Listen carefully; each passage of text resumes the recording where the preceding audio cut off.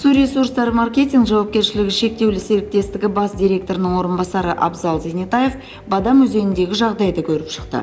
Қаланың бұл су артериясының екі жерінен өндіріс аймақтарынан келетін коллекторлар кесіп өтеді. Диаметрі 600 мм-ден басталатын нөмірі 2-ші коллектор өзеннің үстімен өтеді.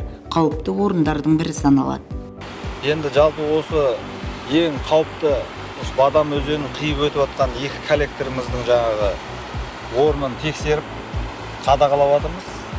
20-шы жылғы жағдай қайталанбас үшін соны алдын алып, экологияға, халыққа, қоршаған ортаға зиян тимес үшін. Өзен бойындағы тағы бір қауіпті орын өнеркәсіп аймағына жақын орналасқан. Мұнда диаметрі 500 мм-лік 3 коллектор төселген. Су тасқыны кезінде оларға су толып кетеді. Жақында бұл құбырларды көтеру жұмыстары басталмақ. Жалпы бұл коллектордың қайта жаңғырту проектісі бар. Жалпы жұмысты істейтін мердігер мекемеде анықталған. Ауа райының қолайсыздығына байланысты жұмыстар уақытша тоқтап тұр.